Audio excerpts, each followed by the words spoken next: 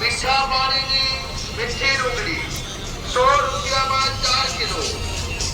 તો દરેક બહેનો અને ભાઈઓ આ ગાડીના નજીક જઈને જોઈ શકો. જોવાના કોઈ પૈસો નથી. તો ચાલો મિત્રો, ખાલી કરવાના ભાવ છે અને હોલસેલનો રેટ છે. મીઠા પાણીની મીઠી ડુંગળી 100 ની 4 કિલો. 100 રૂપિયામાં 4 કિલો.